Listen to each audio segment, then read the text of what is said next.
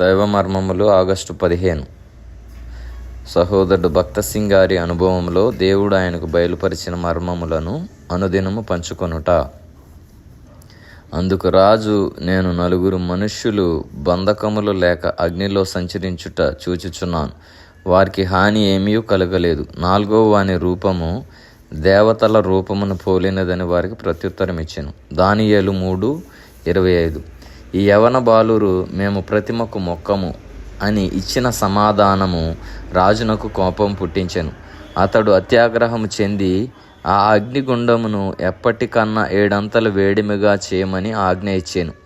వీరిని ఆ అగ్నిగుండములో పడవేటకు సమీపించు వారిని ఆ అగ్ని వేడిమి కాల్చివేయనని అతడు ఊహించలేకపోయాను. ఆ అగ్నిని అధికం చేయుట ద్వారా తనను ధిక్కరించిన ఈ యవనస్తులను అధికముగా శిక్షింపవచ్చని భావించాను. వారు పూర్తిగా కాలిపోవాలని ఉద్దేశించిన వాడై వారిని వస్త్రములతోనే, అనగా వారి అంగీలు, నిలువుటంగీలు, పై వస్త్రములు తీయకే వారిని బంధించి వేడిమి గల అగ్నిగుండము మధ్యన పడవేసిరి. అయితే ఆ అగ్ని వారి బంధకములను మాత్రం కాల్చివేసి బంధకముల నుండి వారిని విడిపించెను. శరీరములోని భాగములన్నింటిలో సులభముగా అగ్నినంటుకొని కాలిపోయినవి తల వెంట్రుకలు. అయితే వారి తలలోని ఒక వెంట్రుక కూడా కాలిపోలేదు. ఒక తోటలో విహరించినట్లుగా వారు అగ్నిలో నడిచిరి. మనము జయించుటకు నేర్చుకుని ఎడల ప్రభువే ప్రతి కీడు నుండి మనలను కాపాడును. అది చూచి రాజు విభ్రాంతి నొందెను. అగ్నిగుండములో 3 గాక 4 నడుచుట చూచి మిగులు ఆశ్చర్యపడెను. తన వారిని ఎట్లు కాపాడవలెనో దేవుడు ఎరుగును. ప్రభు యొక్క సాక్ష్యము కొరకును ఆయన వాక్యము కొరకును మనము ధైర్యముగా నిలవబడినచో ఆయనే మనలను ప్రతి కీడు నుండి కాపాడును. మనలను మనము కాపాడుకొన యత్నించనవసరము లేదు. అట్టి ప్రయత్నములు చేసి మనలను మనము అపవిత్రపరచుకొననవసరము లేదు.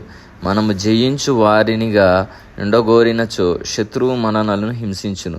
అందరికంటే ఎక్కువగా జయించు వారిని వాడు హింసించును. ఆయన నామము నిమిత్తము మనము రాజుల ఎదుటకును అధిపతి ఎదుటకును తేబడదము. ఆయనను అట్టివన్నీయు దేవుని శక్తిని, ఆయన భద్రతను నిరూపించుటకు నూతన తరుణములుగా ఎండును. నెబుకద్నెజరు ఎదుట మాట్లాడుటకు యవనస్తులు దేవుని నుండి జ్ఞానము పొందినట్లే మనకును దేవుడు ఆయా సమయములలో మాట్లాడుటకు జ్ఞానమునిచ్చును.